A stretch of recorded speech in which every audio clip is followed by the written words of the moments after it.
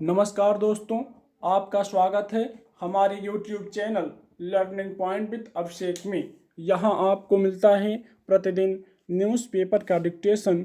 इसलिए अगर आप हमारे चैनल पर पहली बार आए हैं तो चैनल को सब्सक्राइब कीजिए और बेल आइकन प्रेस कीजिए ताकि अगले वीडियो की नोटिफिकेशन आप तक सबसे पहले पहुँचे। वीडियो को लाइक कीजिए, अपने दोस्तों को शेयर कीजिए और अंत में हमें कमेंट करके ज़रूर बताइए कि आपको ये डिक्टेशन कैसा लगा।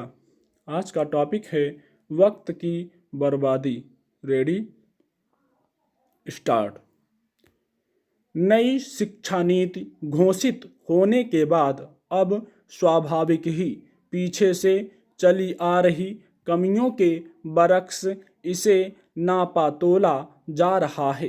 विश्वविद्यालयों में शोध से पहले एमफिल की अनिवार्यता की समीक्षा भी उसी का नतीजा है। नई शिक्षा नीति में एमफिल को समाप्त कर दिया गया है। इस पर कुछ पूर्व कुलपतियों और शिक्षाविदों का कहना है कि यह फैसला उचित है। इससे विद्यार्थियों का नाहक वक्त बर्बाद होता था, मगर कुछ विद्यार्थी समूह और शिक्षाविद इसे हटाए जाने के खिलाफ हैं। दरअसल लंबे समय से मांग की जा रही थी कि शिक्षा को रोजगार परक बनाया जाए ताकि 12वीं तक की पढ़ाई के बाद जो बच्चे जिस रोजगार में जाना चाहते हैं जा सकें। जिन्हें उच्च शिक्षा के क्षेत्र में जाना है, शोध अनुसंधान वगैरह करना है, उनके लिए लंबी अवधि की शिक्षा रखी जा सकती है। बहुत सारे देशों में यही व्यवस्था है। बच्चे स्कूल से निकलने के बाद ही अपना रोजगार चुन लेते हैं। इसी को ध्यान में रखते हुए नई शिक्षा नीति में विभिन्न पाठ्यक्रमों की अवधि तय की गई है। स्नातक और परास्नातक स्तर पर बच्चों की सुविधा और कौशल विकास के मद्देनज़र पढ़ाई लिखाई को डिप्लोमा और डिग्री के रूप में विभाजित कर दिया गया है। उसी क्रम में एमफिल की अनिवार्यता भी हटाई गई है। दरअसल एमफिल पाठ्यक्रम लागू करने के पीछे मकसद था कि विद्यार्थियों को पहले शोध की सही प्रविधि सिखाई जाए। इससे उनमें वैज्ञानिक तरीके से शोध करने का कौशल विकसित होगा।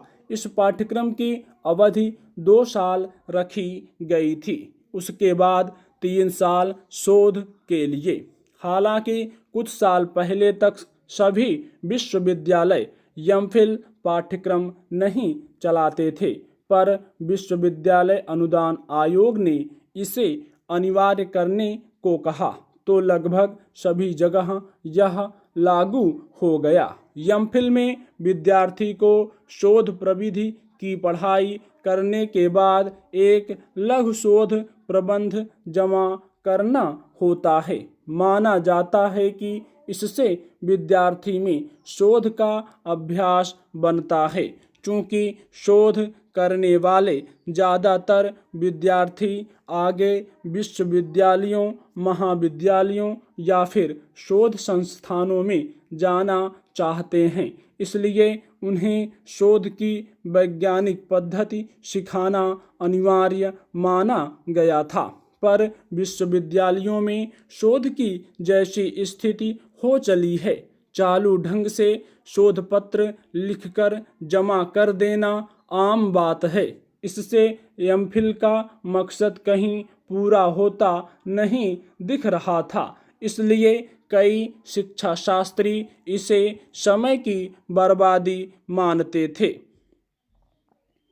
निस्संदेह एमफिल पाठ्यक्रम समाप्त होने से विद्यार्थियों का 2 साल का वक्त बचेगा। जहां तक शोध प्रविधि की बात है, वह उन्हें शोध निर्देशक सिखा बता सकते हैं, मगर इस फैसले से शोध और अनुसंधान की गुणवत्ता कितनी बेहतर होगी, यह सवाल शायद अनुत्तरित ही रहने वाला है।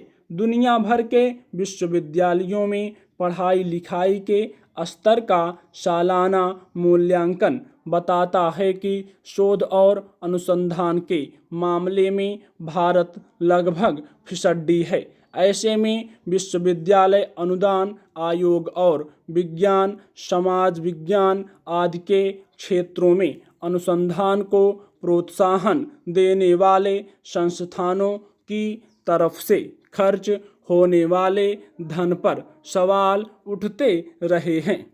शोध प्रबंधों में चोरी और नकल की प्रवृत्ति आम है। जरूरत है अनुसंधान के क्षेत्र में गुणवत्ता लाने की। वह कैसे आएगी, यह भी सोचने का विषय है। एमफिल समाप्त कर देने भर से इसकी गारंटी नहीं मिल जाती। आज इसे फिजूल माना जा रहा है, पर जब इतने सालों से अनेक कुलपति इसे हटाने की मांग कर रहे थे, तब उनकी बातों पर कान क्यों नहीं दिया गया। स्टॉप।